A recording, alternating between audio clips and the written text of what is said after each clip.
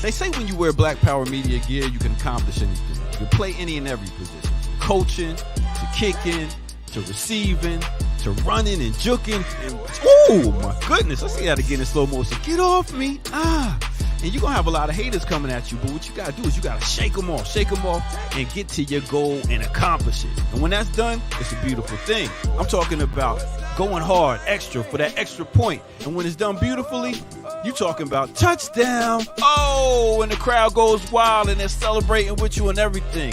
Man, let's see that again. Nice. Black Power Media, baby. That's how we do it. Now go to blackpowermedia.org and get you some of that gear. Empower yourself today. Yeah. I mix what I like, what I like, what I like, what I like, what I like. Hey, what's up, world? Welcome to another edition of I Mix What I Like. Back live, back on these Google streets. Unbanned, out of quarantine. Back in the mix, pun intended. Welcome, everybody. Good to see you once again back on YouTube. Shout out to those who remain faithful on other platforms. Welcome to you as well. Thanks to everybody who continues to support the platform. Make sure you like, share, subscribe, join, become a member, support the Patreon. And if are not financially capable, we understand. blackpowermedia.org and find a way to support, or just simply like, share, subscribe, comment, all those good things. What was produced in exile is slowly migrating back onto the channel, so please check that out and support with a view and a like and a comment. I think we're about, at least I'm basically all caught up, and yeah. So anyway, let's get right to it. We got a lot to get to. Very excited for this conversation. Once again, joining us will be Coco, who among other things is a class-conscious new African citizen worker, supporter of the PG-RNA, as well as organizer with Community Movement Builders and Black Alliance for Peace. They are a self-sustaining worker mother who spends their time in service to the liberation of African people. Their goal is to confront contemporary contradictions from a revolutionary new African, nationalist, and Pan-African perspective, working in struggle to free political prisoners toward self-determination, land, and independence, and in resistance to the popularly supported neoliberal euro-supremacist fascism. Their Patreon is linked in the show description already. And as we prepare for their eventual show to begin, we look forward to that as well. And in the meantime, between time, what's up, Coco? Welcome back. You're muted. You're muted. You're muted. Peace be the land. Oh, no. Oh, no, no, no, no. That audio problem is back. Oh, my goodness. Oh my goodness. I gotta mute you. Sorry about that. Echoes, scratches. Oof. So let's give Coco a quick second. All right, right on. And what's up, everybody? So Troy, I hope you were getting the updates. So this is a good reminder, everybody. Make sure you're subscribed to all the BPM platforms so that you could be updated. There was content being produced and hosted elsewhere, including on Twitch, where we are, we've been for a while, but just want to remind people that we're there as well. So you didn't have to go an entire week without us, but just something to consider going forward. So just make sure that you're all subscribed up and not missing stuff. But we all felt a kind of way. I still feel a kind of way. And technically, we're still under a 90-day strike period. So anyway, I saw this mentioned this morning, but welcome, Sweary Fairy. Over to the channel. Appreciate you.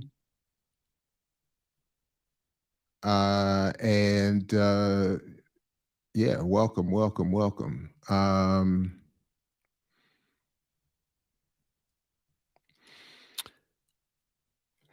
don't. So to me, so it depends on how you want to support. I mean, technically, if for the bulk of our subscribers who are on YouTube, the more people engage there, the better it is there.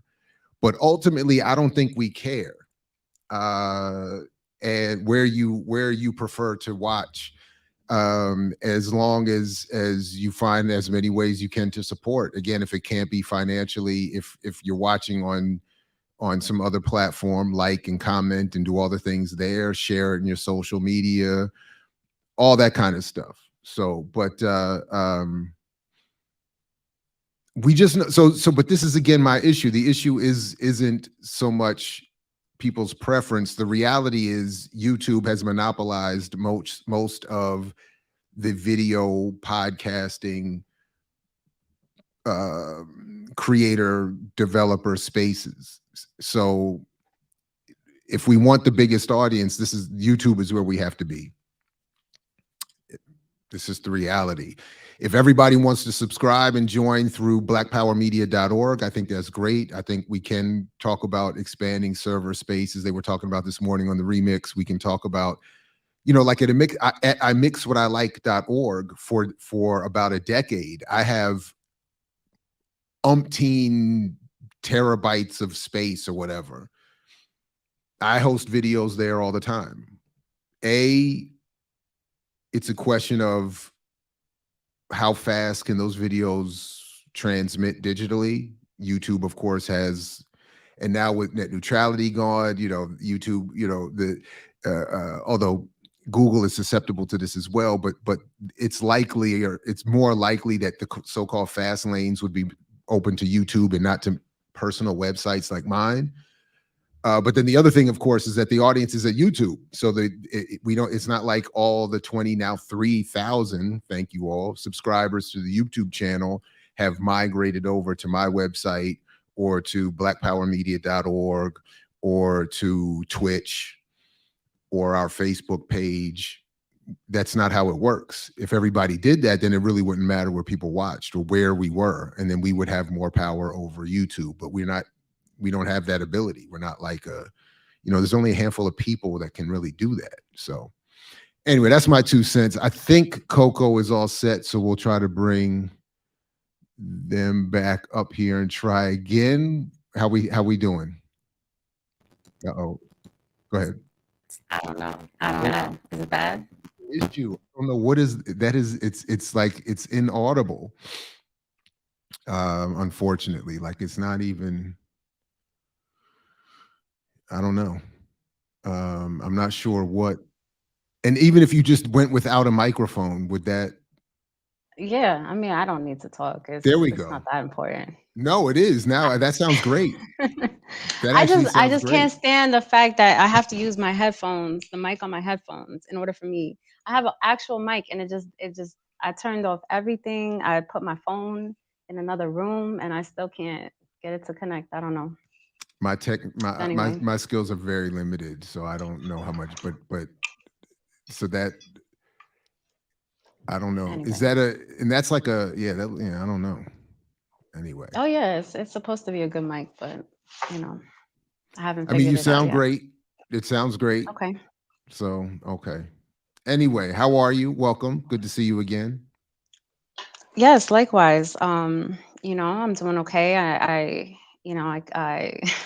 I guess I agreed to this conversation, right? In hopes, right, that I guess you could say it was post the Walter Rodney discussion, right? And last week we were supposed to do the class contradictions, which hopefully we can get to. Whenever. Yeah. Yes. Absolutely. Yes, which I'm fully prepared for. But this conversation, I felt like I didn't know which direction to go in, right? And I think for me, it was more or less, when it was asked if I could come on to speak about the RNA, for me, it's not necessarily a hesitation to speak about it, but I feel like there is a lack of general understanding of what it means to build a nation, right? Nation building and self-determination and sovereignty, right? And I feel like in my opinion, is not necessarily that people are wrong in their assumptions, or I'm not here to, correct people. But I do feel like there's, several contradictions that exist when we think about what it means, what it means politically to obtain some type of political power, right? And so I think the last conversation that we had, there was a lot of positive, reinforcement for what was said, but I feel like there was also, some questions or concerns when it comes down to nation building and what it means to build a nation. And I think from majority of those perspectives come from probably a Black anarchist perspective. A lot of those come from people who are more concerned about this intercommunalism, right? And so I felt like, and I, again, like I said, I didn't really know how to really develop this topic and where I really wanted to go, and I hesitated a lot. But I feel like I came down to, a very specific critique of Black anarchism, and a very specific critique of this idea of intercommunalism. And my criticism is not that these things are not valid, right? These ideas are not valid. My criticism is not that that these ideas should not exist, right? But I feel like when I hear or when I read about Black anarchism, when I read about these ideas, I feel like in all essence, they really are also thinking about building a nation or thinking about nation building. And I think that to me is where I feel like there's some confusion about what it means to build a nation, right? And what it means to be a nationalist or have a nationality. And there is a difference between a nation and a state, right? And I think that also is missing. I think that a lot of times people confuse the two, right? The assumption is that if you are a nation, you automatically have a state, which is not true, right? We understand that there are plenty of stateless nations out here. Palestinians are stateless. The Zapatistas are stateless. Although that doesn't mean that they're not a nation. And so when I hear this term Black anarchism, I'm like, well, are you not also building a nation when you think about, the resistance, right, to the opposition of U.S. hegemony? Is that not thinking about what it means to be Black and what it means to build that type of resistance? Is that not nation building, right?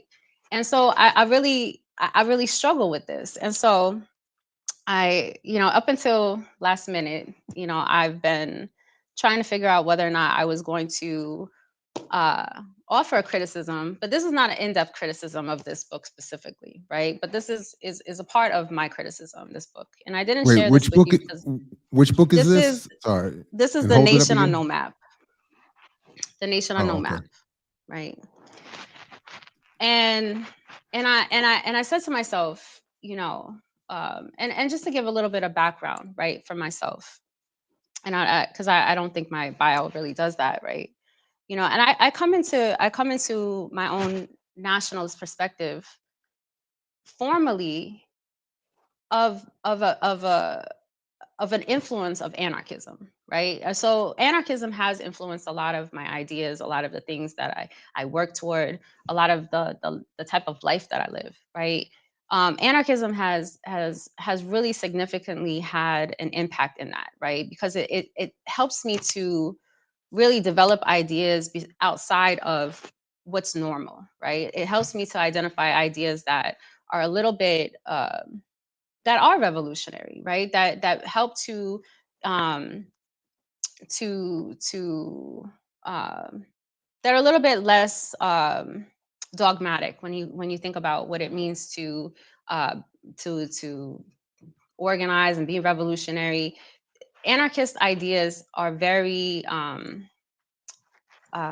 what do they say? They're not as developed, right, in a way where they're restricted, right? So there's a lot of more interpretation that can be had. And so I think about that in my own development. And so when I think about nation building and I read a book like this, I see the potential for these ideas to exist within the nation, right? I see the ideas that are being presented, and I believe these ideas are relevant However, in this book itself, there's this anti-state, anti-nationalism that is very present, right? And Anderson really, goes hard on that, right? Like, we don't need nationalism. And, and there's a lot of criticism, even the nationalism that existed on the African continent, that led to a lot of the liberation struggles that exist today. Even if they have been co-opted, and obviously we have to deal with neoliberalism, or neocolonialism. And so I think, for me, I feel like my main criticism of this book is that I feel like Anderson is making a claim to nationalism, right? A national identity, right? And redefining what it means to be a nation, right? And I think that's what is necessary, right? To and just to back up, right? I remember when I was a couple of years ago, I was primarily in this mix of politics that are within the oppressor nation, right? Thinking about the problems that we see, the neoliberalism, the progressive politics, the Bernie Sanders politics, and all the frustrations that I had. And I decided that decolonization was more important than struggling to fit into these politics that I don't belong to. I didn't have a sense of belonging when it comes down to the current political structure that exists. And I thought about decolonization and what does that mean, right? Is to decolonize the mentality, right? To transform our mentality, to transform what is actually happening in our societies and within our culture and all of these things. And so I think about that and I say, well, decolonization is very important, right? And so what binds us together and what helps us to transform this colonial mentality, in my opinion, is nationalism, right? That is the response that I have, right? And I'll go ahead with this one quote. And this is from Cabral, right? The greater the differences between the culture of the dominated people and the culture of their oppressor, the more possible such a victory becomes, right? And so, and this is from Cabral on culture within the national liberation struggle, right? And so again, when I think about national liberation, it's a nation, right? We have to think about, again, a nation. And so the differences between the nation of Black people in America and the oppressor nation, right? And this skewed line between what it means to be a Black American, right, which we are not, and what it means to be a nation of people who no longer, the American society does not serve us anymore. And so I feel like, again, these are some of the struggles and some of the issues that I'm having when it comes down to this conversation of this relevancy of Black anarchism, which in my eyes is not necessarily anything, right? Other than nation building, right? Again, we are all struggling to build a nation. And I think that is one of the best responses that we can have, not cooperative economics, as a lot of people might argue. And I think about intercommunalism, and I think about some of the structures, the organizations that engage in that. I also believe that that's important, right?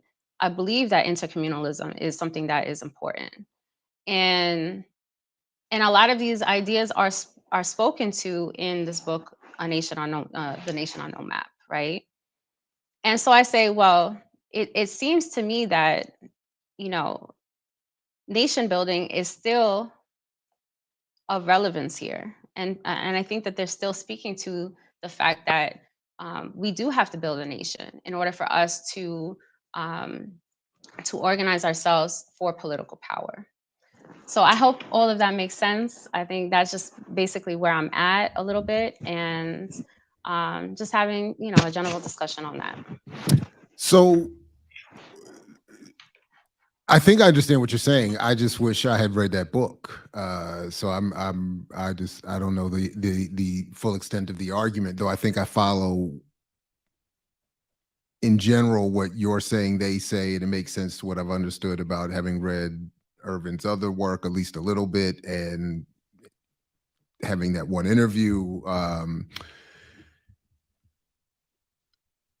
But so the one question that the one thing I wrote down here first, I want to clarify. When you're talking about intercommunalism and Black anarchism, you're saying you're recognizing that these are two separate approaches, but that they're ultimately arguing the same thing in different ways, and that ultimately both of them are saying we need to develop some form of nationhood. Yes. But there still is that distinction between nationhood and statehood. So maybe could you say another word or two about what, I mean, I think you already clarified intercommunalism, Black anarchism are not, you're not conflating them. You're just recognizing that in different ways they're doing or making the same thing. But could you say a little bit more about what you're seeing is the difference between nationhood and statehood, and then why Yes. you have an issue with what's being said about either by that Yes. book or anyone else? Anyway, just, yeah, thanks. Yeah. So when I think about, let's say, self-determination, right? I think about what is self-determination, right? And if I think about it on international terms, right? Self-determination itself, right, is something that internationally is recognized as a human right, right? We should be able to determine for ourselves, right, how we govern ourselves, how we live in peace. If we can live in peace, we should be able to determine for ourselves, right? Um, the basic necessities that will fulfill society's needs, right? For us as Africans in America, whether we're here in America, whether we're on the continent of Africa, wherever we're at, right? And so when I think about all of the liberation struggles that have existed, whether in Cuba, whether in Africa, what binds people together is their nationalism, right? What binds people together is their nationalism, right? This national identity. Why we call ourselves Black is because we are a nation, right? Why we call ourselves Black is because we have a specific culture, we have a specific history, potentially a geography, but that's not all to say that is one and the same thing, right? You can build a nation based on anything that you want it to be, because that's exactly what history has told us, right? That's what African leaders have told us. They built a nation based on their current conditions that existed for them within a specific territory. And a lot of these territories, right, if we think about borders, right, if we think about all of these borders, they've been created for us, not necessarily according to our own will, right? But they have been created already, right? And so tangibly, we have to understand how the world is already organized, right? The world is already organized according to, and those who hold power hold state power, right? And whether the state is large or small, it really doesn't matter what determines the state. If it's a large state, a small state, you could be a state and have and have a neighborhood, a block, right? You could be a state that has a constitution and it's really just covers your own block, right? You could be a state.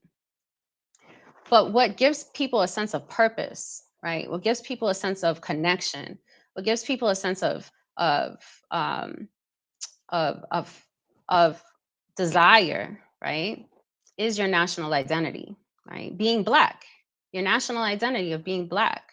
What's the difference between us and the Europeans, what most people will call white people here, right? We don't share the same history. We don't have the same understanding of what it means to be so-called Americans here in this country, right? Our history is different. We think about the Emancipation Proclamation that I spoke to before, right? We were colonized Africans, right, here on this continent, and we were only so-called freed right, in this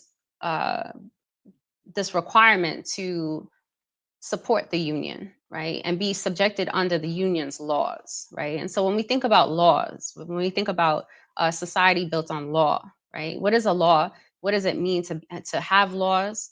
Who creates laws, right? And so a nation determines for itself what type of laws it wants to have, right? A nation determines for itself, right, if it wants state power or does not want state power. So you could be like the Zapatistas, who are a nation, but they don't have any state power, right? But they also, and some might even claim that they're not actually, they don't actually seek political power, but they do, right? Because they seek to be self-determined, right? And they seek to have power over themselves, right? And over the territory that they claim, right? And so when you claim a territory, when you think about what it means to claim a territory, when you think about all the people that are within that territory, how do you govern yourselves, right? What does it mean to be self-governing, right? And you can interpret that in various ways, right? However, you know, it would be a contradiction if we were to say that society is not organized based on based on state power, right? It would be a contradiction to say that society is not organized in this way, right? And so it's not a means to an end. Nationalism is not a means to the end. You're not saying that nationalism is a requirement, right? And that once we achieve power, that we will maintain, right, these borders. That's not to say that. You don't have to necessarily maintain anything that the European oppressor, the hegemonic structure that it has inflicted upon us, doesn't mean it has to stay intact, right? But once we get to that next stage, which we haven't even achieved socialism, we haven't even gotten to socialism, right? We don't even know how to get to socialism, right? But once we get there, then we determine what's next, right? And so maybe a stateless society is the next, right? Maybe that's what comes next. But we haven't even gotten there, right? The world has yet to get there, right? The world has yet to reorganize itself to be this stateless society where we don't need borders, right? And so even in my own fantasies, right, I would say to myself, we don't need borders, right? We should be these imperial borders that have been created, right? We would do away with that. But the reality is that a lot of these states are organized to defend itself, right? These nations are organized to defend themselves, right? And some have achieved state power and some have not, right?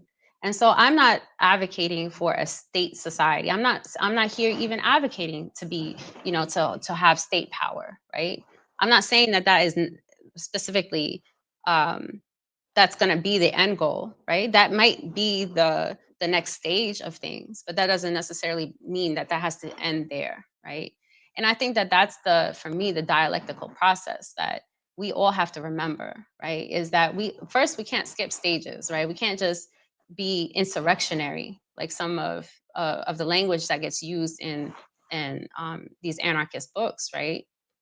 Because I think about what it means to organize ourselves, but to think about a just society. How do we organize a just society? We get to determine that as a nation, right? We get to determine how we organize ourselves. We get to determine what belongs and what doesn't belong. And our primary contradiction is obviously colonialism. The primary contradiction is neocolonialism, right? These primary contradictions that exist. And so, and so that's where I'm coming from, right? We have to resolve the class struggle. We have to resolve the class contradictions, right? This class struggle. And so when we develop a nation, we get to determine, right, what elements of society that doesn't belong in that, right? And so you can have a large nation, a small nation, you can have multiple nations working together. And I think a lot of times when we think about this federated society that a lot of anarchists talk about, is the same way as the United States is organized, right? Multiple states, coming together and forming one large state, right? And so the sovereignty that each state in the United States has over its own territory, right? But then there's a larger umbrella that kind of brings all these together, right? So that it can have that larger state power globally, right? That power that exists globally, right? And so I think that for me, I think that there is a lack of understanding when it comes down to, again, what it means to be a nation, right? And what it means to be and to have state power. And a lot of these independence struggles, right? When we think about Cuba, right? In order for Cuba to defend itself, right? I mean, what do you think that the revolution would have lasted this long, right? Without these ideas of statehood and nation building, you know? So I say to myself, it's not the end of things, right? Cuba still has a lot of work, right, within the revolution to overcome, a lot of contradictions that have to overcome.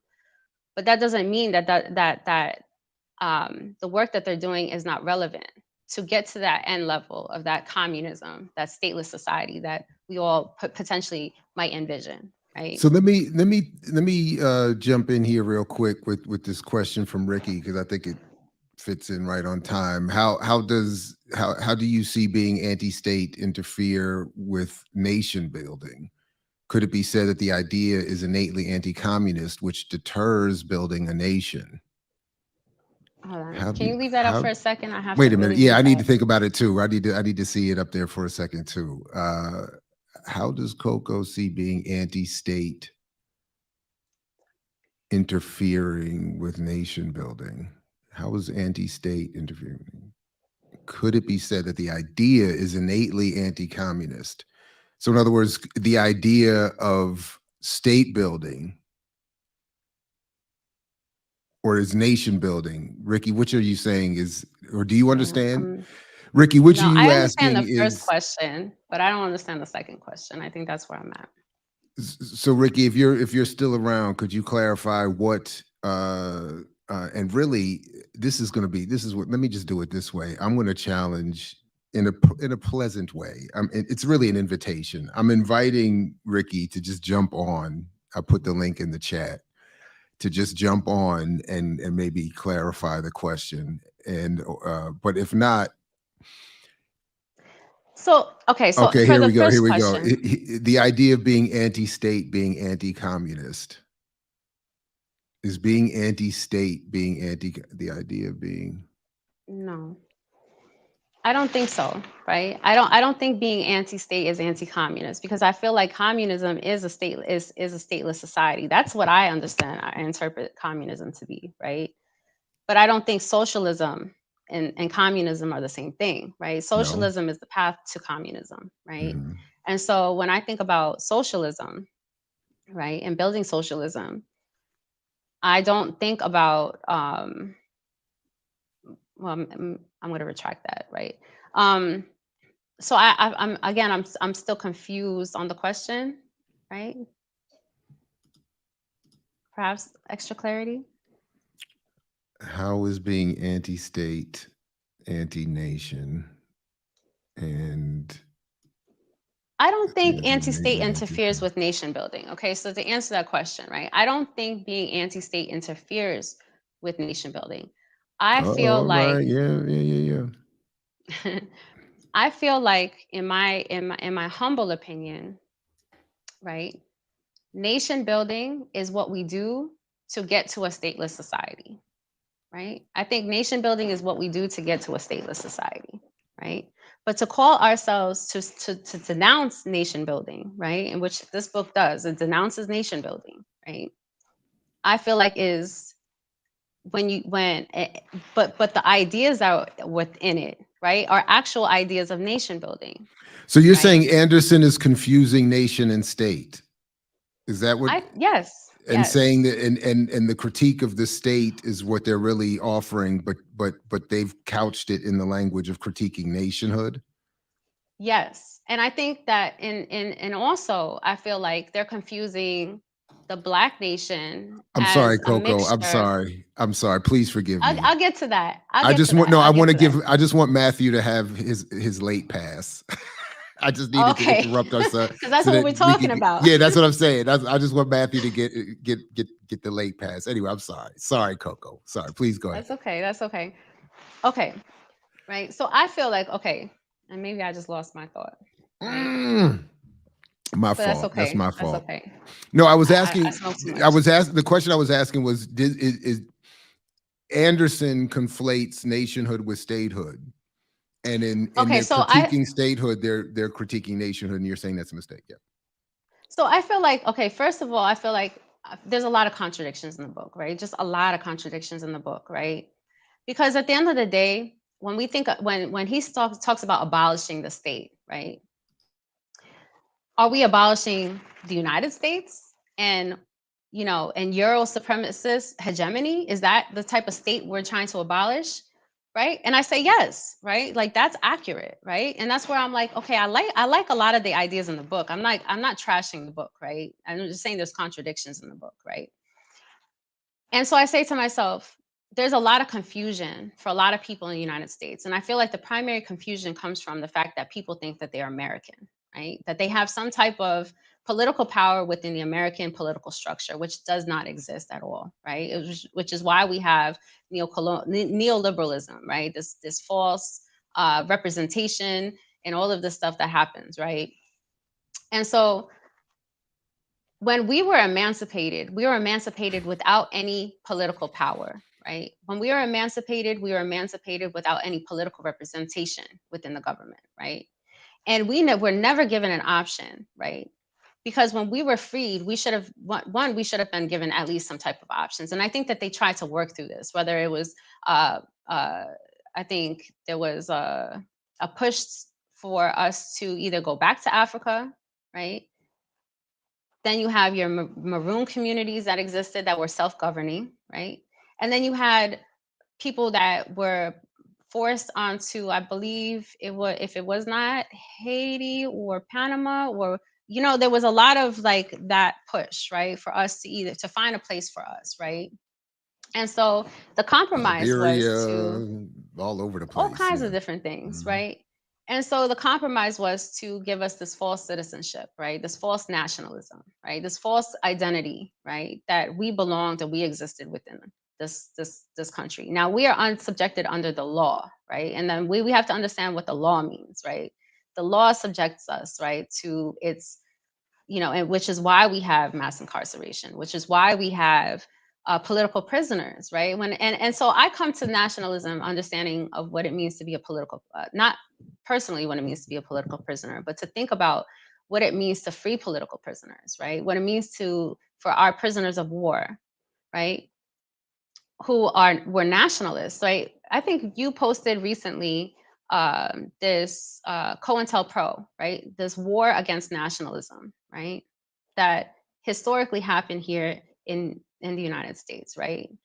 Because if we were to build a nation, right, and we were to have that power, right, amongst ourselves, right, to be self-determined, right, to determine for ourselves what type of laws we will be governed under, right? I feel like that was stripped from us.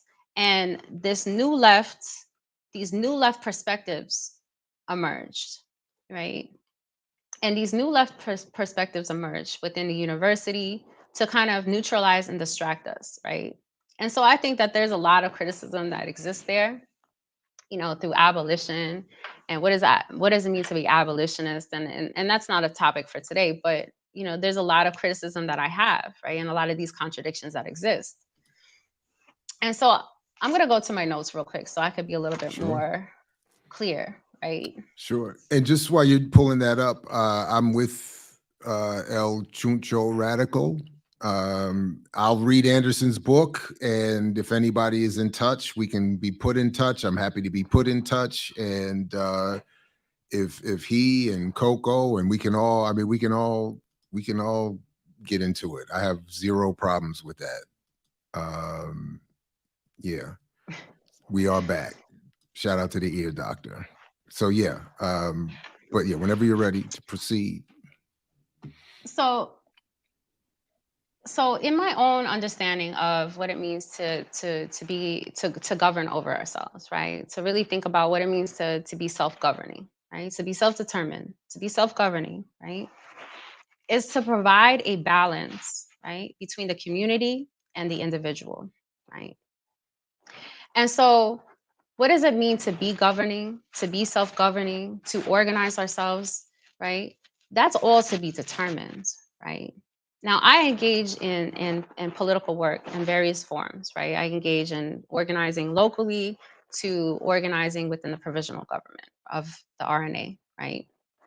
And so when I think about the provisional government and what its function is its function is to develop this type of governance, right? To have a structure in place, right? That is flexible, right? That is dialectical, right? That exists again to provide that balance between the individual and the community, right? To think about what it means to be just, have a just society. And so when I think about a lot of the issues that we have in society, right? And I can name all of them, right? Our current problems that we have no political power, right? We have community violence, right? We have intercommunal violence that exists in our communities, right? We have this issue of policing. We have this issue of surveillance, right? Incarceration, right? We have been commodified. We're consumers. So our so-called buying power just goes back into this, this capitalist society. Like we don't see our money ever, right? And so like all of these problems exist, right? And so this class struggle exists, right? And so I say to myself, when I read these ideas of insurrection, right? What happens next? What happens after insurrection, right? How do we organize? How do we determine what's just, right? And what's not just? How do we determine our principles and our values if all of us are just wherever we feel like being, right? What keeps us grounded, right? What puts boundaries, right, between our most radical ideas, our most I don't even know how to say this word, but our fantasies, right, of being free and liberated, right? What keeps us in check once we achieve that, right? And so I have this frustration, right? And it's not to say that what Anderson presents is not good, right? Because I really, like, when I first read the book, right? I got the book when it first came out. And I had several comrades who are in prison that also received the book, right? And I said to them, it's a really good book, right? But I was so frustrated with the book, right? Because it's not, there's nothing that grounds these ideas, right? Because it's telling us that we don't need a state, we don't need a nation, right? That we need insurrection, right? And we need, and then I think about tribalism, and I think about these small communities, these small tribes, right, that could exist. But can that be sufficient? Is that sufficient to defeat capitalism, to defeat the so-called white supremacy? Is that sufficient enough? And what does it mean to have power over our lives, right? The economic, the political, the social, right? What does it mean to have power over that, right? And it doesn't matter the size, it doesn't matter how big, it doesn't matter any of that stuff. It matters what we do, right? Anderson quotes a lot of C.L.R. James in here, right? And perhaps I don't know where C.L.R. James, ended up, but I do know that he was a Marxist at one point, in my opinion, right? Well, my understanding of things, right? He was a Marxist, right? And he even states that it's what we do with what we got that matters. It's not the size, it's not the strength, it's not the power, it's what we do, right? And so these ideas are very important, right, that Anderson is presenting, right? But it's how we organize, right? That's more important, right? And so I feel like nation building is what we should be doing to organize. Peace. Right on. So peace, as we welcome Erica to the stage, so to speak. Coco, I just want to request if you can check on where your mic is brushing up against, I don't know, it's clothing or your hair or something, but it's just a slight little fuzz in the back. So anyway, what's up, Erica? Peace, Africans. Yeah, I just wanted to, I don't know if there was clarity to my question. I think you pretty much answered it. But yeah, I just wanted to know your thoughts on that, because I understand nation building, and then even from coming back from Nicaragua, I have a better understanding of nationalism and the way that it drives ideology, and it drives revolution, and it drives like a liberating spirit in the global South, especially because they are very much believe in nationalism and statehood. But then the criticisms that are about these particular nations, like Cuba, Venezuela, Nicaragua, are very much anti-state criticisms, right? So they're making these attempts to build nations. We understand, just like you said with Cuba, could Cuba have sustained a revolution without emphasis on statehood? No, they could not have. But we still see these subtle attacks that call for these regime changes, the dismantling of these states. So my question was really, could it be like, do you see that anti-state rhetoric coming from a space of anti-communism? Because it's really coming from within empire mostly, right? And we know that we're propagandized in a particular way.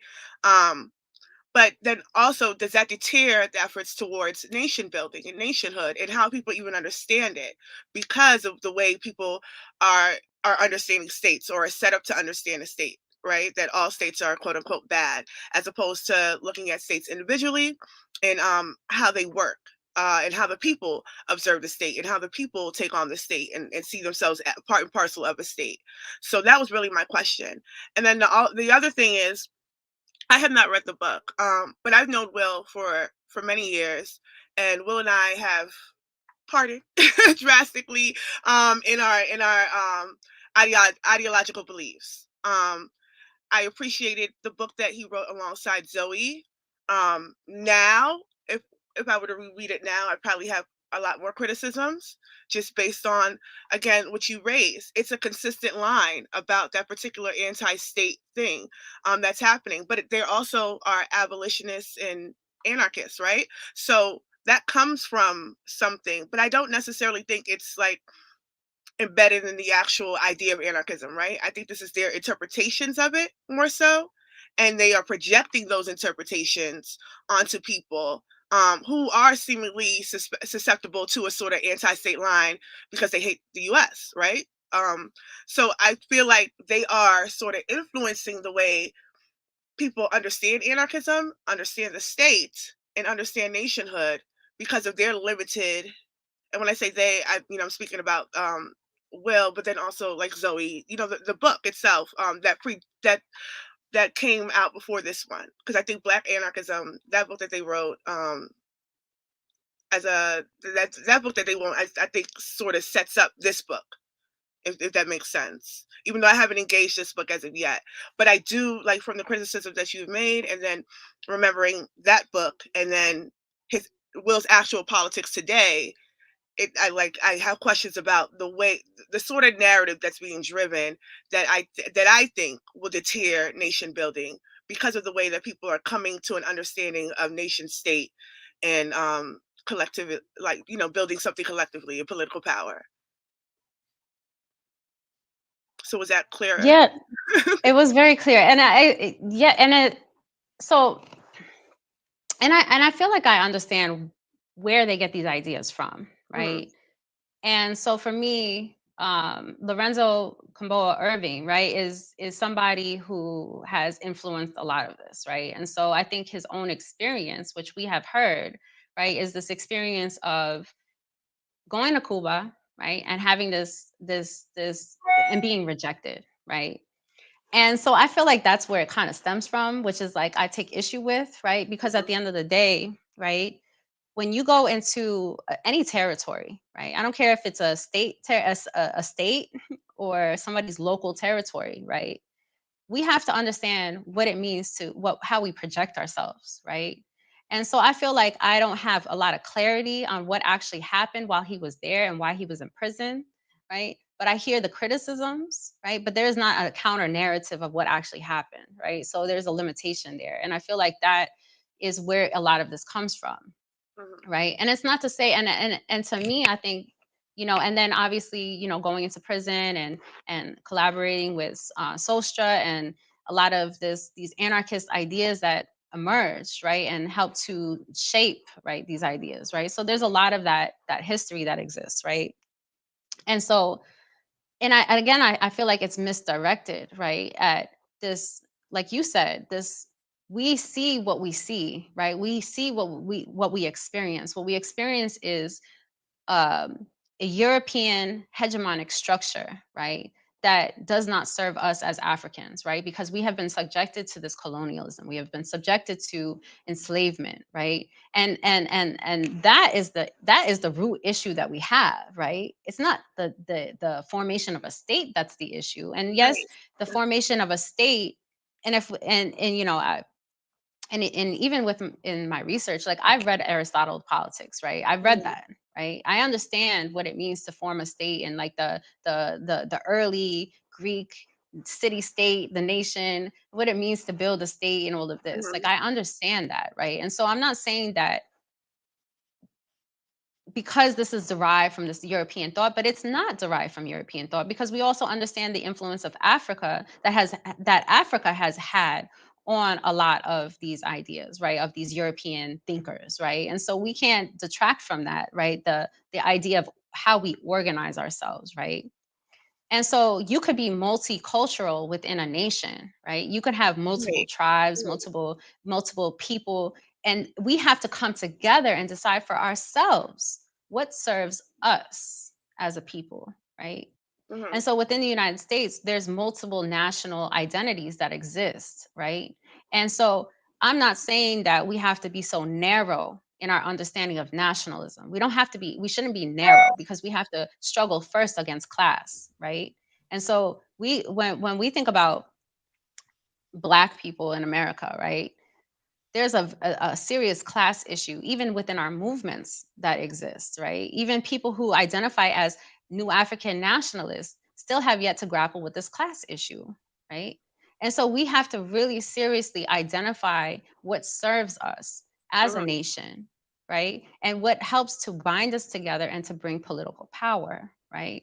And so a lot of these criticisms again are directed at the US as a state itself, right? And to abolish the US, right? This idea of abolition, right?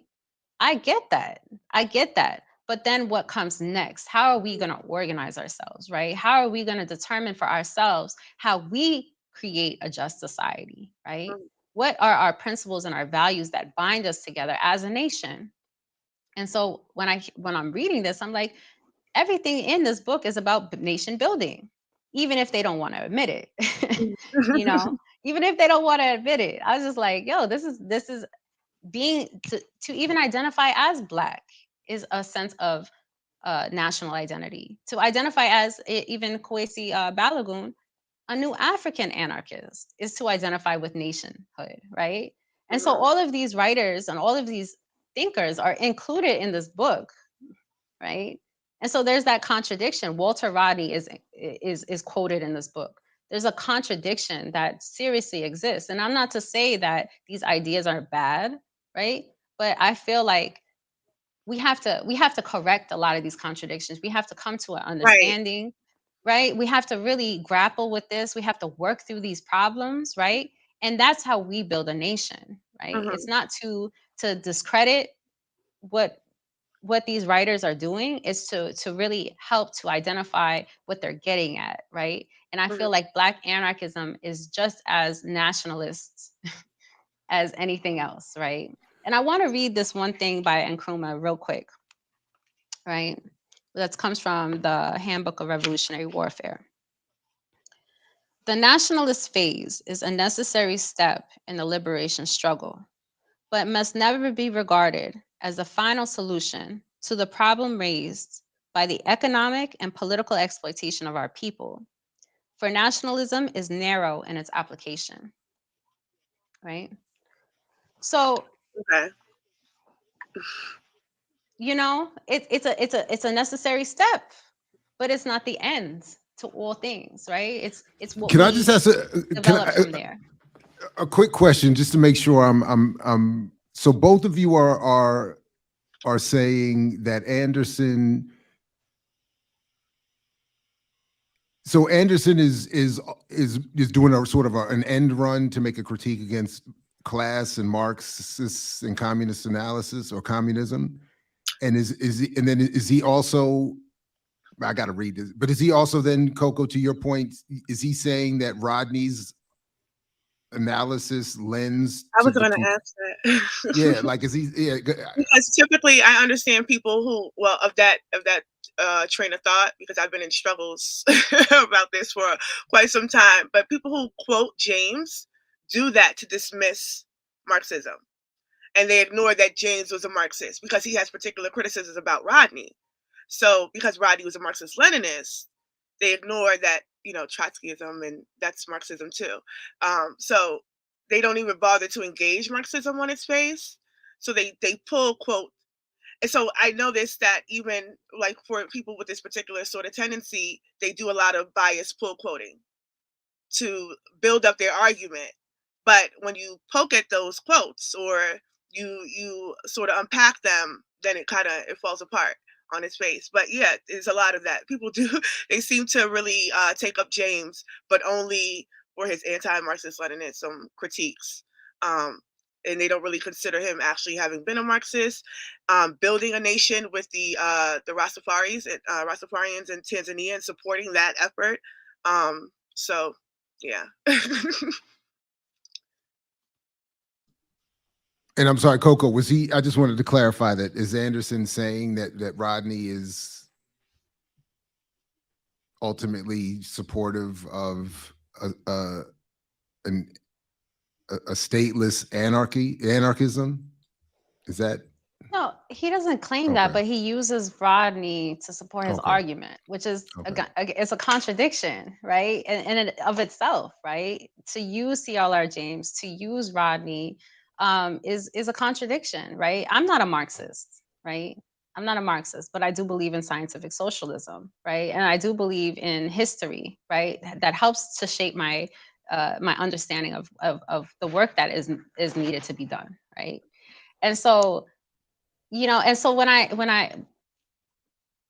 haven't produced a full critique on this book, right? So this is a very light critique of this book. This is not me just ripping apart every ounce. And we know this is book, all right? this is all teaser product for the launch of your show anyway, at which point you'll do all of those in-depth critiques.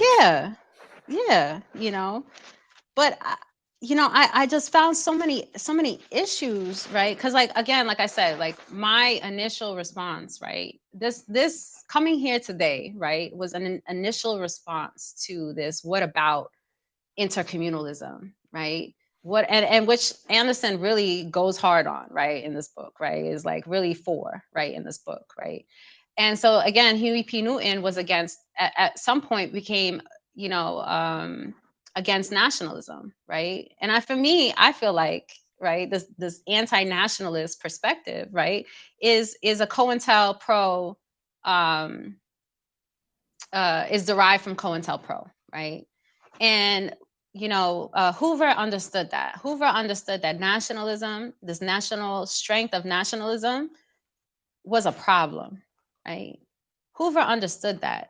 Hoover attacked nationalism in every ounce of its and the infiltration, right, of ideas that the state has implanted into our social movements, right?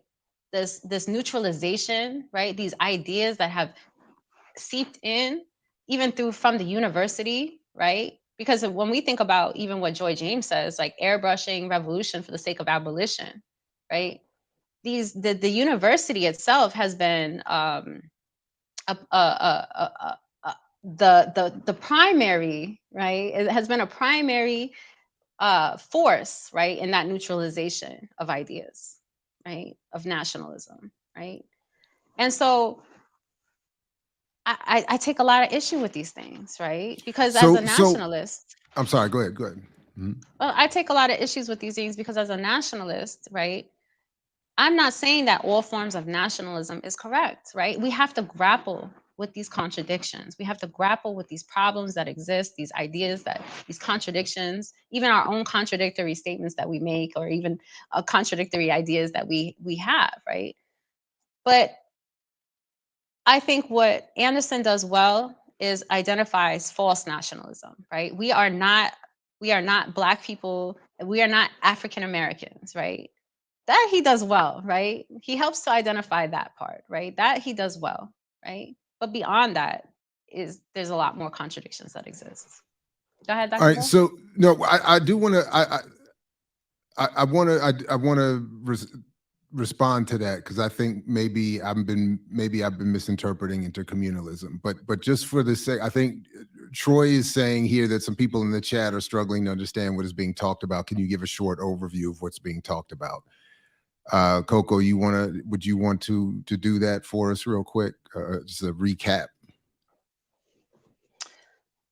So, like I said, right, and again, like I apologize, if I can't be as clear in my arguments as I would like to be. I am a working mother, and this is me just coming here and really like working through ideas and not necessarily writing a whole book or a thesis on this topic, right?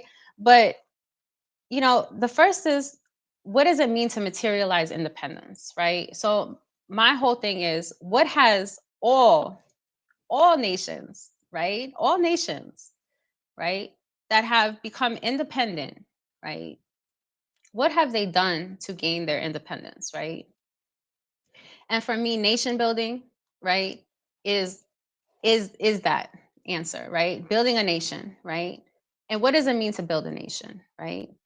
And so when I think about what it means to build a nation, what it means to decolonize, what it means to reject the colonial mentality, right? What does it mean to determine for ourselves what type of political power we have, right? To determine for ourselves what type of inter-communal relationships that we develop within our communities and within, the United States, right? And how do we bind that together and come together to be uh, to create our own laws and create our own, um, I guess you could say, to be self-determined, to be sovereign in our own. Um, Sovereignty is difficult, right? But when I think about sovereignty is law, right? When I think about law, right? What does it mean to determine for ourselves what we um, abide by, right? What we determine for ourselves is a crime, what is not a crime, all of these things, right? Without governance, without any type of structure, right? Then what are we, right? Are we just in insurrection? Are we just free people, rebels with no cause, right? We just in rebellion, right? And so what happens, right? Because we see what happens when there's just rebellion, right? We see what happens when we go to what happened this weekend in the forest, right? In this type of rebellion that exists. Now you have 40 something people charged with domestic terrorism because, again, who controls the law, right? Who interprets the law, right? And why is it that we are not, we should be able to, we should be working, right? We should be working toward determining for ourselves, right, our own existence. And we have yet to be able to do that because of this citizenship that we hold on to with within the United States, right? We have yet to do that because of a lot of the co-optation, the neutralization of ideas, right? The neutralization of nationalism, right?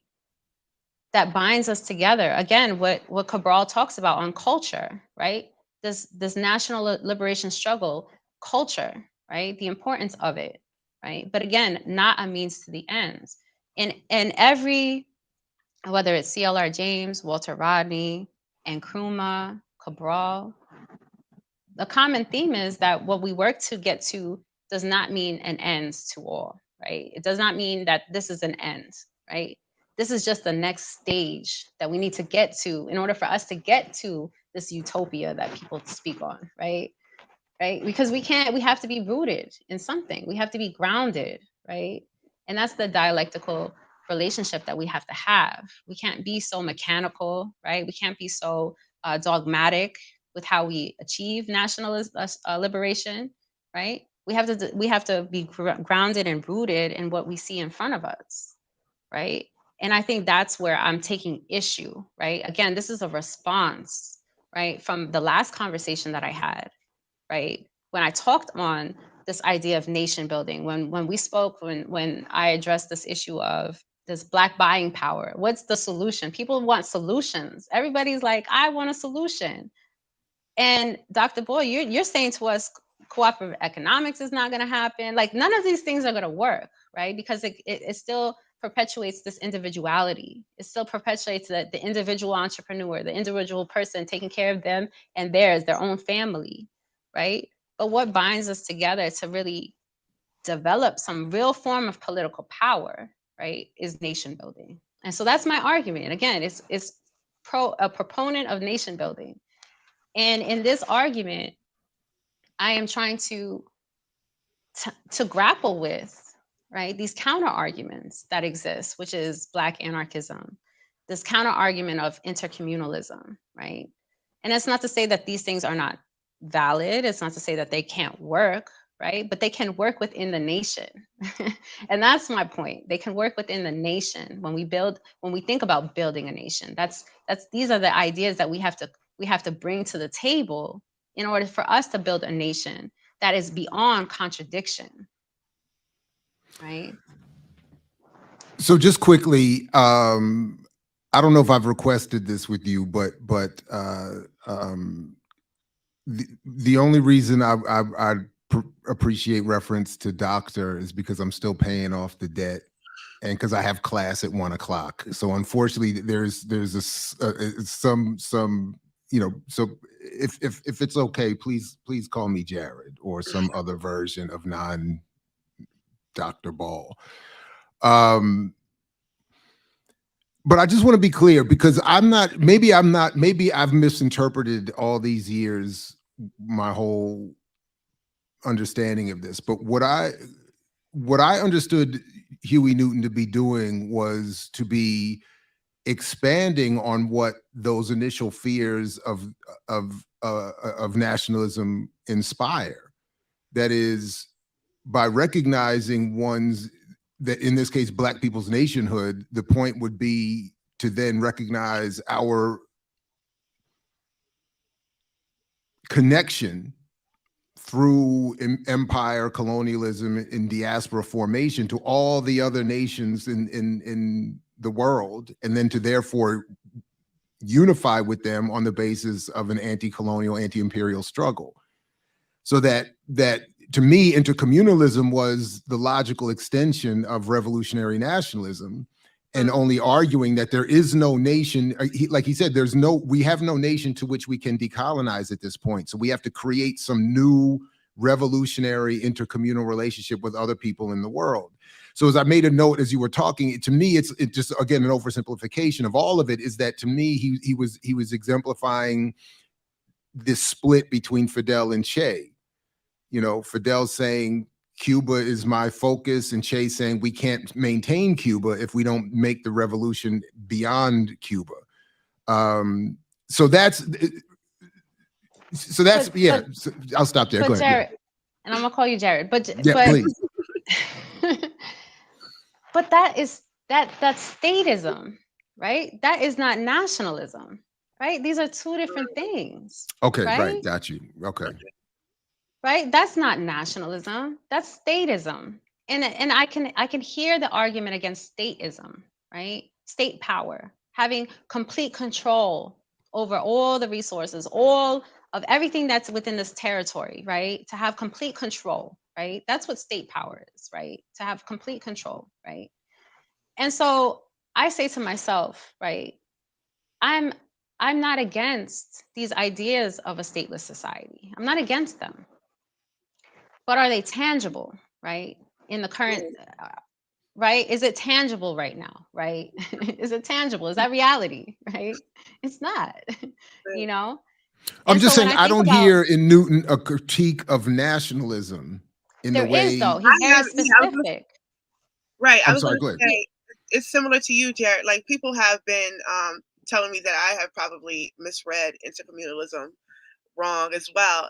And hearing Coco break that down, I do understand it more. Yeah, it does sound more like statism than nation building. But I still don't feel like it's not useful. Yeah, I can understand the limitations of it, but it also what she was saying made me think of Deruba was on Millenniums Are Killing Capitalism a while back, and he just made a passing comment, and they didn't really like push on it, but he said nationalism has its limitations, I remember and that. I've been dying to get Deruba to explain the rest of that. But what she was Deruba, you hear that, right? yeah, but what she was Put the just word. saying made me think about that because what would those limitations be? And then in the context of what Huey was trying to express in intercommunalism, do you think that he even raised the ideas of those limitations to nationalism?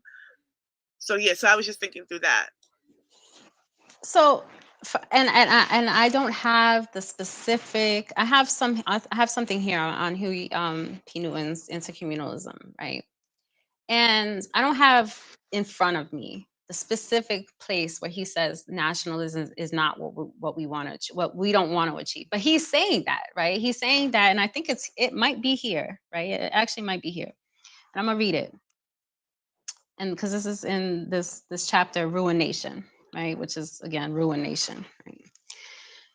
We call ourselves Black nationalists because we thought the nationhood was the answer. Shortly after that, we decided that what was really needed was revolutionary nationalism. That is, nationalism plus socialism. Right? This is Huey P. Newton. After analyzing conditions a little more, we found that it was impractical and even contradictory. Therefore, we went to a higher level of consciousness. We saw that in order to be free, we had to crush the ruling circle, and therefore we had to unite with the people of the world. Right? So we called ourselves internationalists. We sought solidarity with the peoples of the world. We sought solidarity with what we thought were the nations of the world. But then what happened? We found that because everything is in a constant state of transformation, because of the development of technology, because of the development of the mass media, because of the firepower of the imperialists, and because of the fact that the United States is no longer a nation but an empire, nations could not exist, for they did not have the criteria for nationhood. Their self-determination, economic determination, and cultural determination have been transformed by the imperialists and the ruling circle.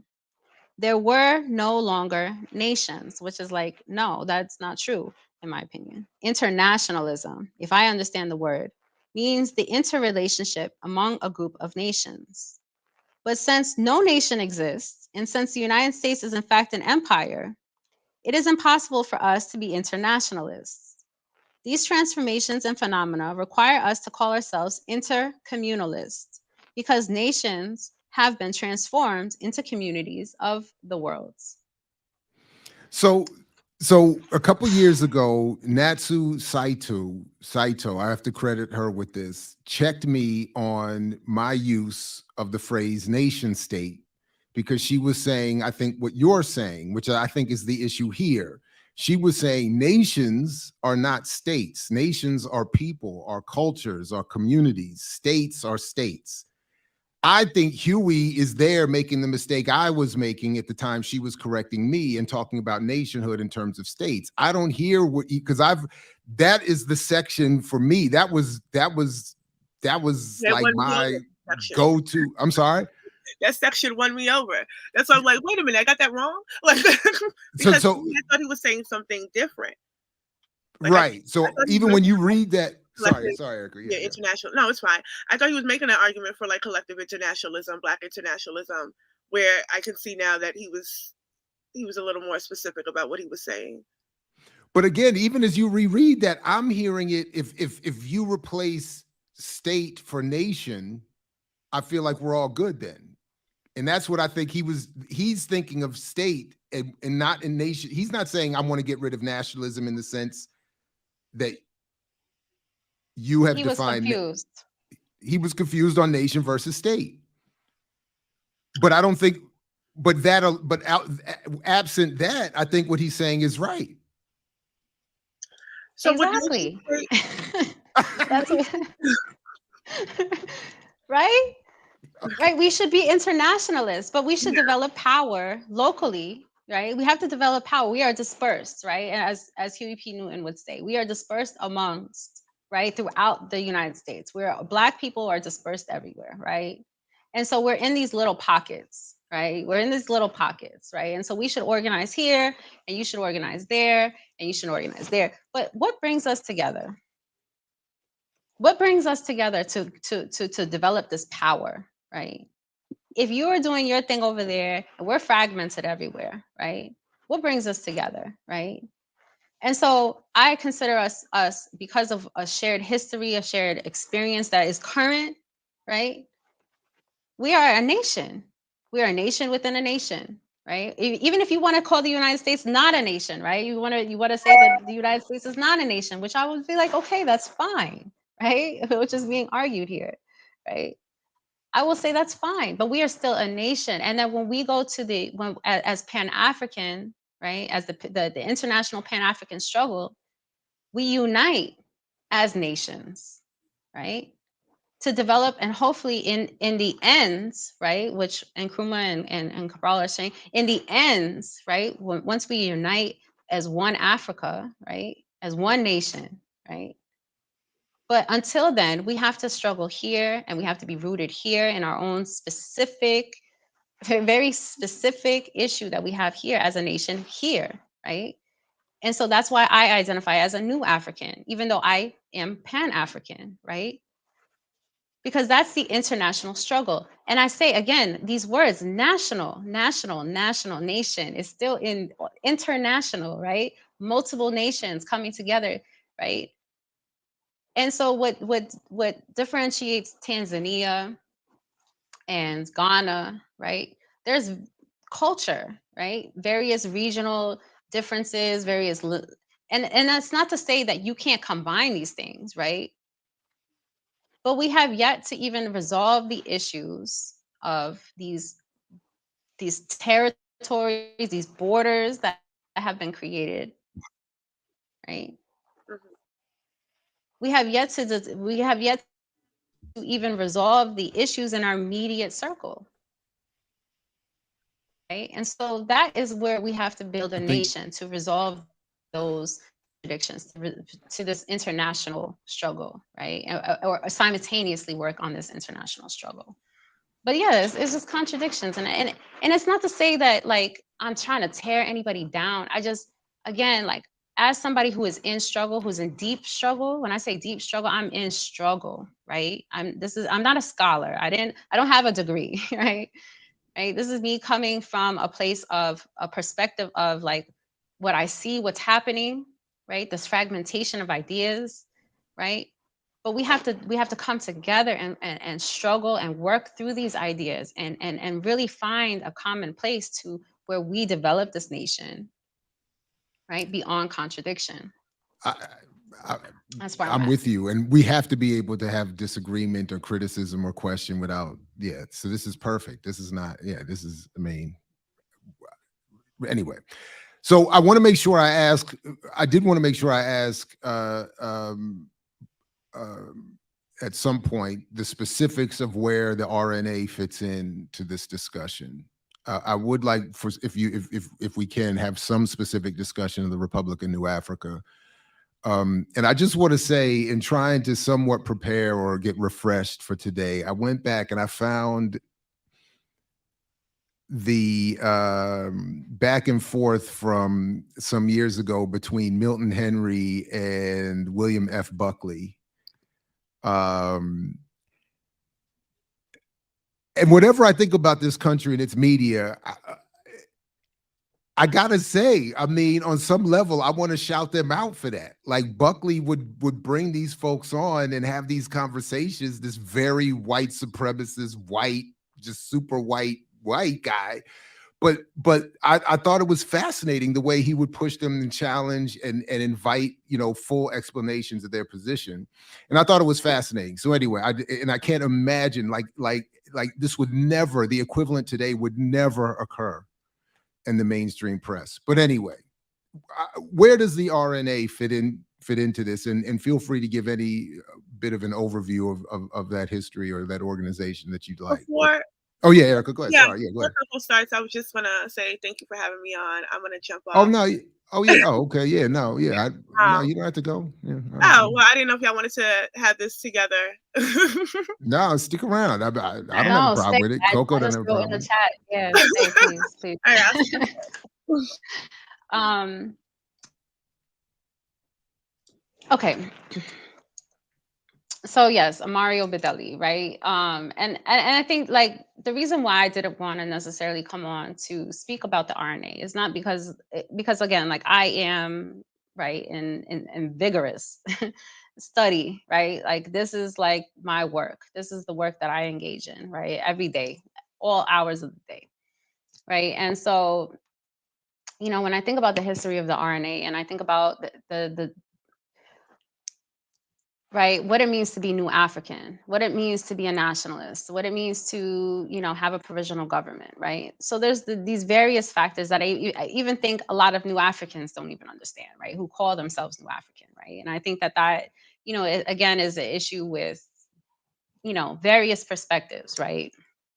And so, you know, to be a new African, right? To actually be a new African, right? Can mean multiple things, right? Again, it's a nation, right? And so what we determine as new African is up to us, right? Who is a new African, in my opinion, is all African people here in America, right? All African people here in America are new Africans, right? Not because they have any specific birthright, right? Because again, we understand the history, right, of enslavement and post and reconstruction and all of these histories that we have, right, that determines the fact that we are the so-called new African, right? And when I say new African, which even Africans on the continent will also say, even Nkrumah will say, new African, right, is this what was I gonna say? Like this new shared identity, right, that exists because of the specific conditions which we are subjected to forced to live under, right, which binds us together.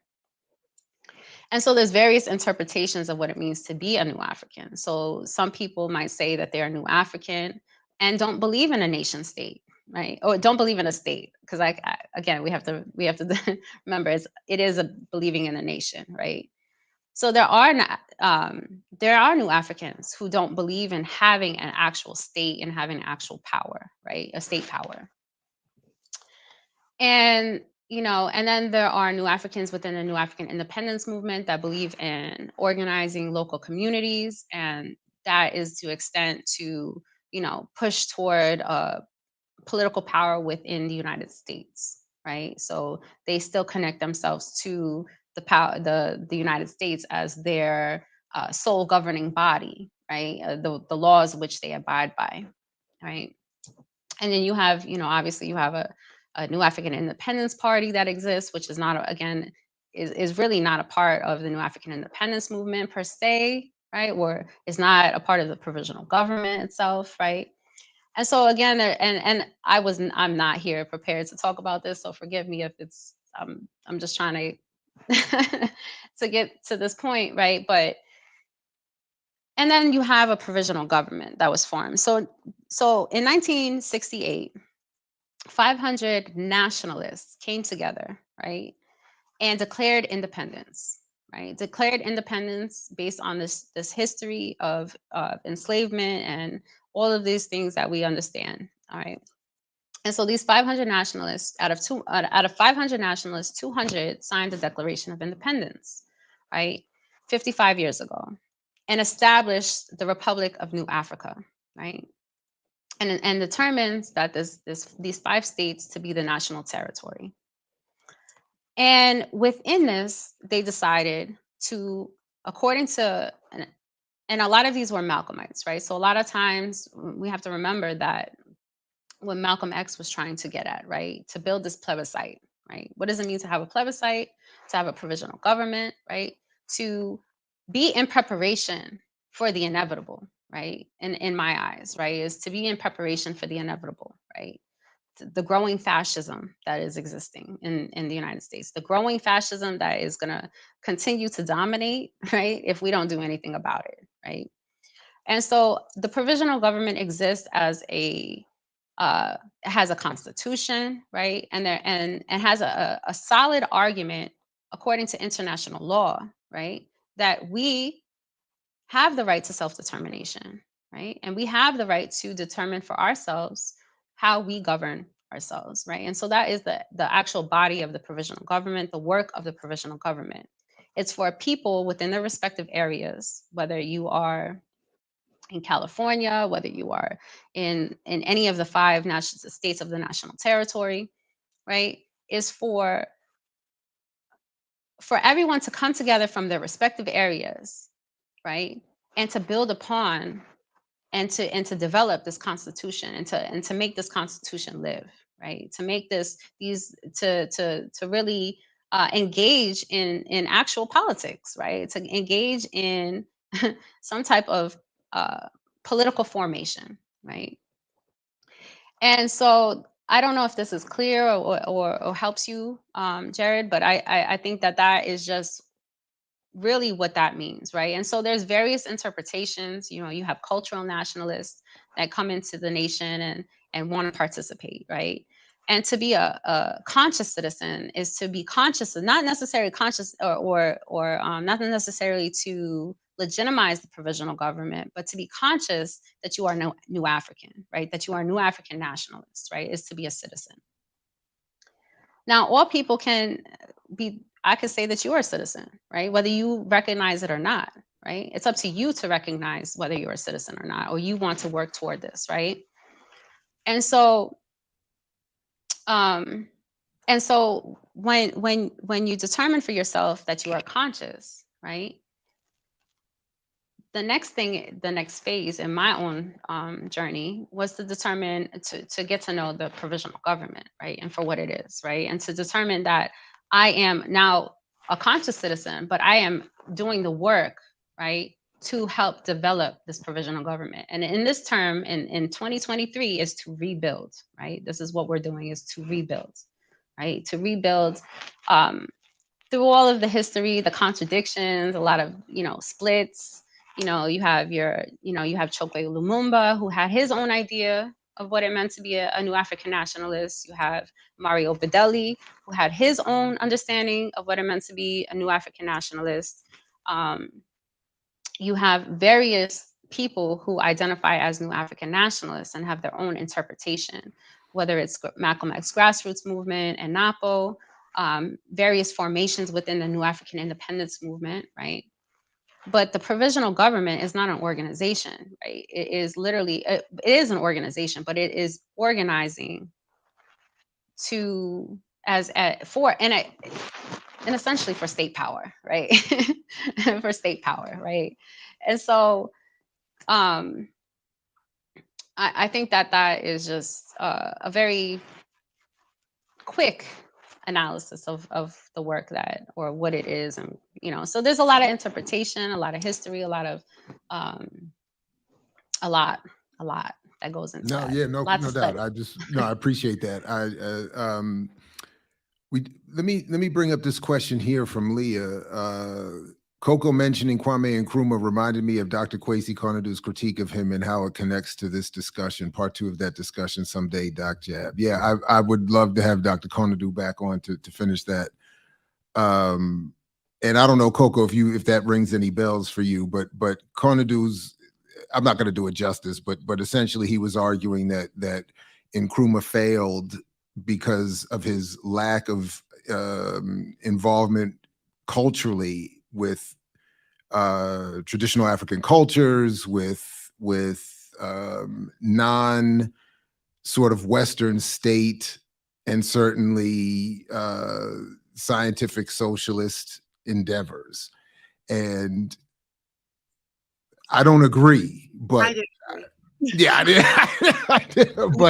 But you know, so I don't hear you, Coco, making that same argument, but maybe I'm wrong there too. And then there it is. But I don't know if you want to respond to that at all.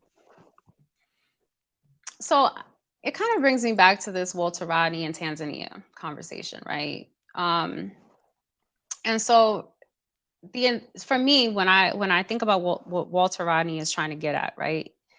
Walter Rodney is trying to say that Tanzania, right, although imperfect, right, although has class contradictions that are emerging, right, was still the most, I guess you can say, the most visible scientific socialist state, right, within Africa, right? One of the most visible, right? And obviously they achieved independence in a very unique way, right? There was no armed struggle, right? As well as Nkrumah, right? Nkrumah didn't engage in armed struggle in order for Nkrumah for them to gain independence in Ghana, right? And so for me, I don't think that, and I think that what Walter Rodney helps us to understand is that neocolonialism, right, is the primary contradiction, right, that has impacted independence struggles throughout Africa and the continent, right? And so I would not say that Nkrumah, because I mean, I feel like I could probably even go through this whole entire book and point out, right, that Nkrumah speaks to the national identity or the cultural identity and speaks to what it means to be African. And Cabral talks about culture, right, and having to fuse these things together, right? But the cultural nationalists, right, this narrow nationalism, right, that I have criticism with, right? That if you are just too narrow and focused on culture, right, and are not looking to resolve the class contradictions, right, that exist, this neocolonialism that that disrupts independence struggles, right? Because if we talk about Cuba, right, Cuba has the same issue, right, with of these neo-colonial ideas, these ideas that are injected, right, into people, right? And so how do you overcome that? I think in that time, in these times that we're speaking of, this new these independence struggles that were emerging, right? Very specific time frame, right? Post World War II, you know, the colonizer decided that they wanted to rule from afar, right? And so they made sure though they had some form of power that still existed, right? But I think that the major mistake, potentially the major mistake, right, or what any mistake that could potentially be, or I mean, maybe you just have to work through these contradictions, right, is that I don't know, if I can't necessarily say if Ghana was built as a scientific socialist state in its inception. From what I've read, from the history that I've read, right, on Nkrumah's rule in Ghana and all of that, right? So, because again, there was a lot of infrastructure, a lot of investment from European powers, right? And not necessarily European in like when we think about in Russia, and there's a lot of criticism for Russia here, right? I have a lot of criticism for Russia, right? I'm not to say that Russia is like, you know, not a problem, right? Because they are, right? China, Russia, they are problems, right? And some people might disagree with that, right? Because state capitalism, what is that supposed to be better than than this capitalism? I don't know, right? But I feel like the ambitions, right, to build infrastructure, right, to develop Africa, the ambition to develop Africa required a lot of capital, right? And to speed up the development process requires a lot of capital, right? In a lot of the eyes of people, right? Just in general, Jared, you experience a lot of people who are like, what about the economic question, or what about the putting our money together and stuff like that, right? How do we overcome the issue that we don't actually have any capital, right? And so a lot of times and we all should know that the history has shown us that relying on foreign capital has always been a problem, right? It continues to be a problem. When I think about mutual aid distribution that's built on grants, right? It still continues to be a problem that we have yet to overcome, right? And so I feel like that, to me, is some of the criticisms that I would probably have, that not necessarily Nkrumah understood at the time, right? I think that the Nkrumah that we see when he was in exile is not the same Nkrumah that was in power in Ghana. I feel like there is a difference, right? I feel like he learned a lot of lessons and had a lot of criticism of himself, of what happened in Ghana. I feel like that self-criticism is where he evolved into these more radical, revolutionary ideas, right? I don't think those revolutionary ideas came when he assumed power, because there was no armed struggle, right?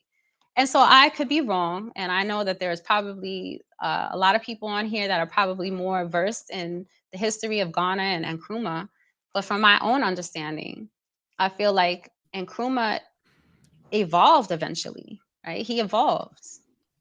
And so I don't really know what the criticism is, but I just feel like that, to me, is my criticism, that he eventually evolved into this socialist. But that, for me, I want to try to connect a couple of things together, and then we're just going to have either a series more of these discussions with you and Erica and others, and or whenever your show launches, we can continue it there. But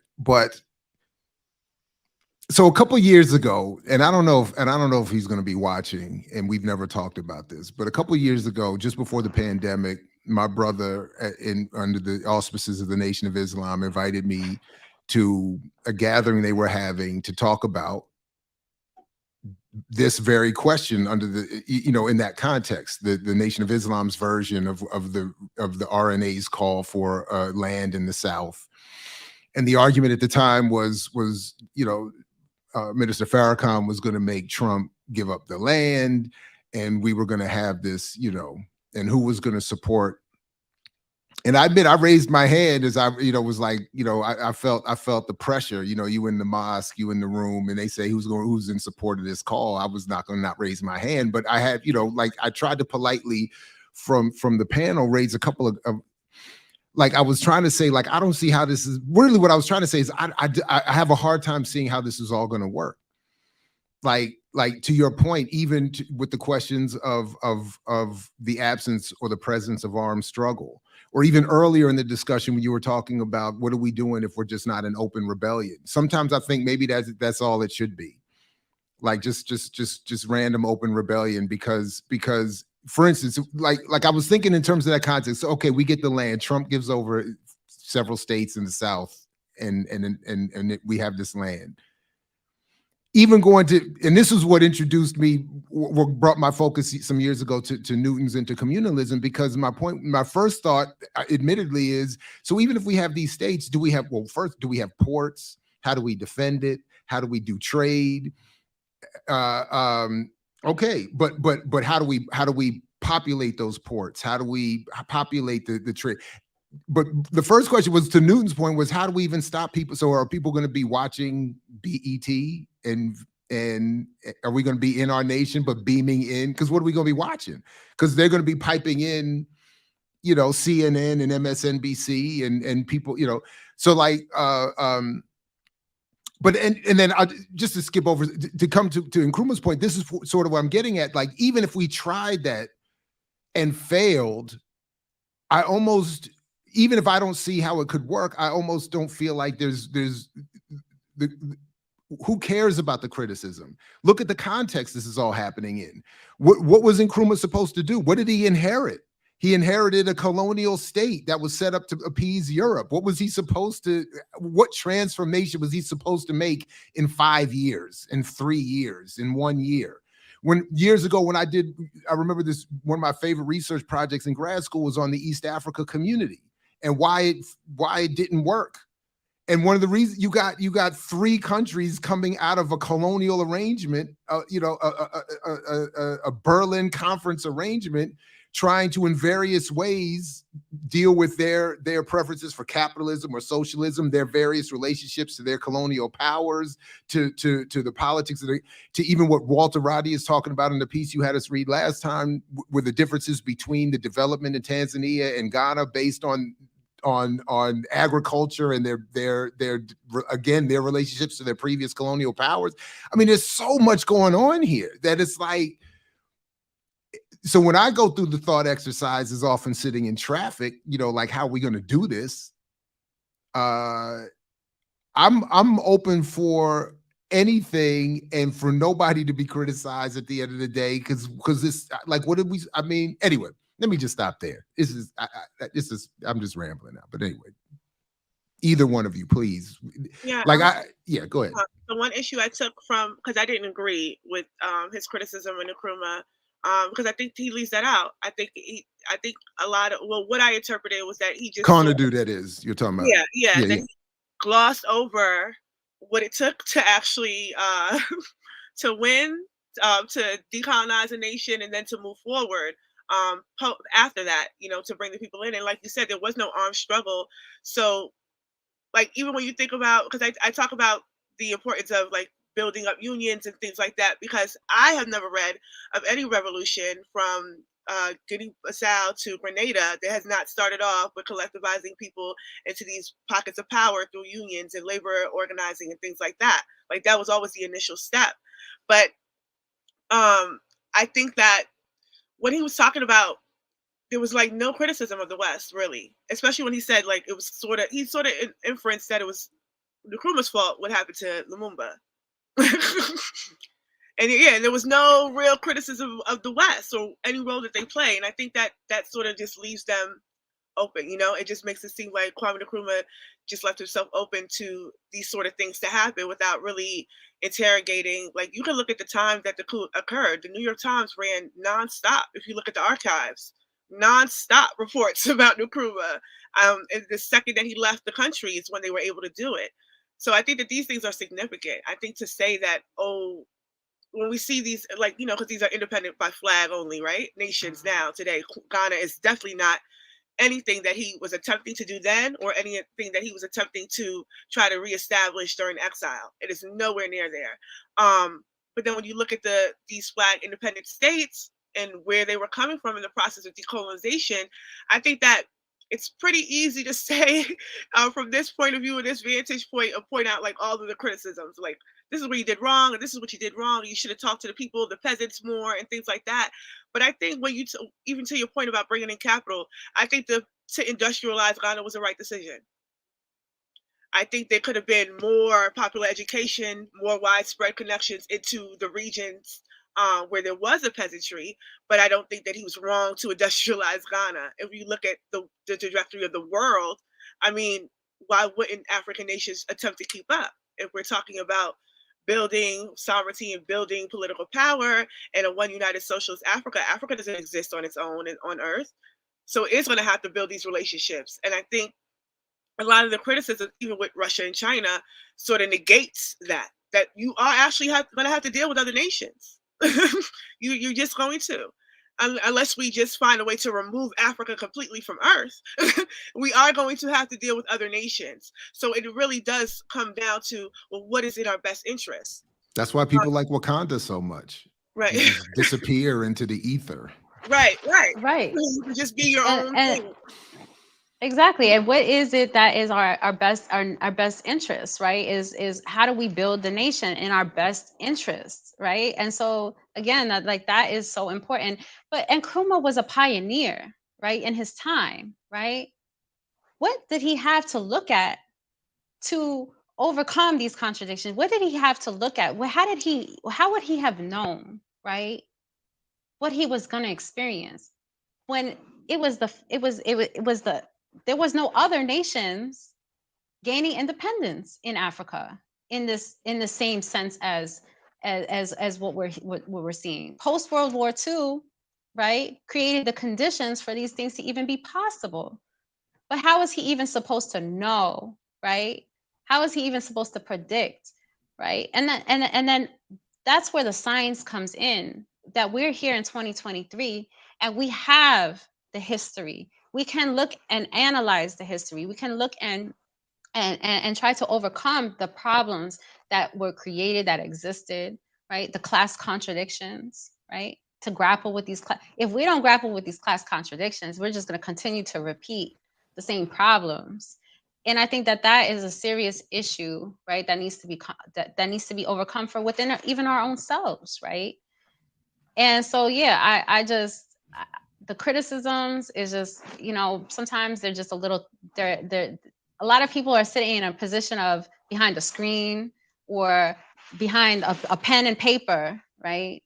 And are not actually in the struggle, right? And there is a big difference, right, between that. Well, And watch I don't know this. who this, Sorry. No, sorry. but I don't know who, I'm not too familiar with this individual who had this criticism. Dr. Right, Kwesi in my own Konadu. He's a sense. good, brilliant brother, good friend of mine. I you know, we just disagree on this. But He's is very he engaged in struggle? I think Is he engaged we in, would is he building a nation that and self-governing, right? I'm in no does he place to engage judge in these that. things, right? I don't I'm in no know. place to judge it. I don't, yeah, But that's my hear you. I question. hear When you. people have these criticisms, is like, what are you also doing to contribute Right. to the problem, right? To overcome the problem, right? What are you also doing, right? So there's a lot, and so specifically the provisional government, right? There's a lot of people who don't like this and who don't like that, who have, you know, oh, you know, I'm entitled to this and I want this and I, you know, and the provisional government's not doing this for me and stuff like that. And I say, and when we have these calls, when we have these conversations, it's like, but what are you doing, right? To actually, besides speaking, what are you doing, right? To really work through these ideas, right? To put into praxis these ideas, and to overcome these problems, right? And so that's, for me, a lot of criticism that I have with a lot of people who are not necessarily engaged in struggle but have a lot to say. Because theory is not everything, right? Because we can read all the theory we want, but it's not necessarily going to save us.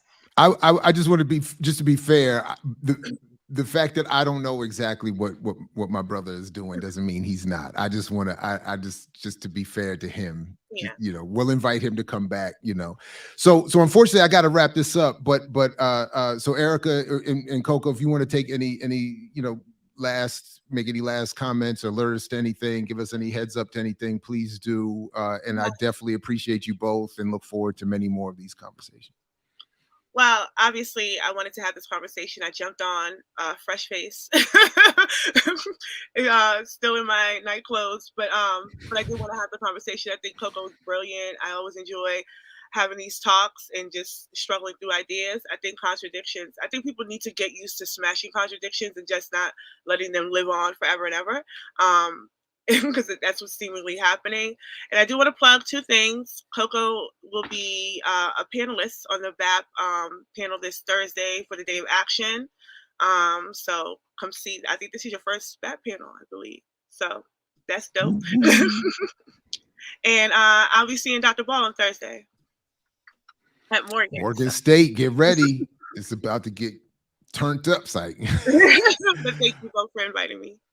Well, yeah, Coco, yeah. Well, this was great. Yeah. No, it was great. I mean, you know, Erica, I really appreciate you coming up here. I really value you and the work that you do and the ideas. And again, you know, and Jared as well. Like, you know, again, coming here was not necessarily to be like, okay, this is what self-determination is. And this is what, you know, because like you can go on YouTube and find out what these things mean, right? Like I shouldn't be up here to, you know, necessarily give the definitions, but I really wanted to kind of start this conversation to grapple with these contradictions, right? To grapple, and obviously my show is going to be confronting contradictions, right?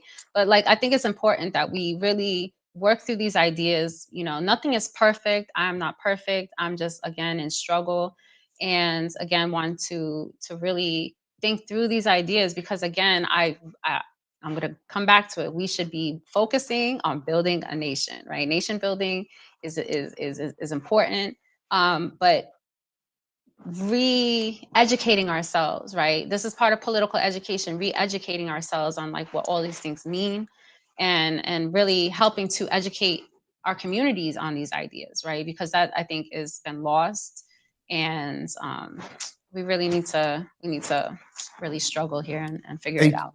No, absolutely. And check out, I while we were talking, I had reached out to Daruba to tell him we wanted him to expand on the statement of nationalism having its limits. And I don't think it's inappropriate to share at least this part that he says, the more I had to deal with the contradiction and dynamic of mass media, global networks, and the role of nationalism as a valid, if not insular, means of genuine self-determination, global geopolitics, renewed rise of fascism, he'll send me a draft soon. He was talking about this in the context of editing his new book. So it sounds like he's thinking along the same lines of what we were just talking about here. So that's dope, and we look forward to hearing more about that. And then lastly, I'll just say all of these contradictions are about to be solved, because I'm officially announcing now for the first time I am running for my village board council, my village whatever council. I got to get the name right, of course, but I'm running. So it's over. All these contradictions are going to be solved here in a minute. I'm now officially into the politics, and I'm going to solve everything. So it starts here. Me and Wes Moore are going to be challenging each other for I was about to say, I know I have some people at Oakland Mill. You need some people to do some door knocking for you. No doubt. We starting small, very locally with my little Columbia Village council. It's and important, then we're gonna go nonetheless. from there. Hey, we're gonna start. We're gonna start, and then it's gonna expand from there. And then I said I'm gonna do the distinguished gentleman thing when I run at the next level, where I'm gonna take all the Calvin Ball signs here in Maryland and just take the Calvin off, and I'm gonna do what Eddie Murphy did in Distinguished Gentleman. And I said, vote for the name you know. I just get that name recognition and steal my way into the. Yeah, go ahead, Coco. Go ahead. Yeah. And hopefully when you're successful, right? Hopefully when you're successful and you bring these ideas of nation building to these areas that you're working in, right? Then you can help correct the problems, right? That exist within American politics. Oh yeah, it's gonna be hilarious. It's gonna be hilarious. Anyway, yeah, me and Wes Moore. I'm trying to get my bona fides together so he can pick me for his VP. Me and Wes. Anyway, Coco, Erica, thank you both very much. Remixers, everybody, thanks for everything. And as usual, as Fred Hampton used to say, we say peace to you if you're willing to fight for it. Catch you all next time. Thanks, and welcome back to the unbanned, back from exile BPM. Thanks, everybody. Peace. I mix what I like, what I like, what I like, what I like, what I like.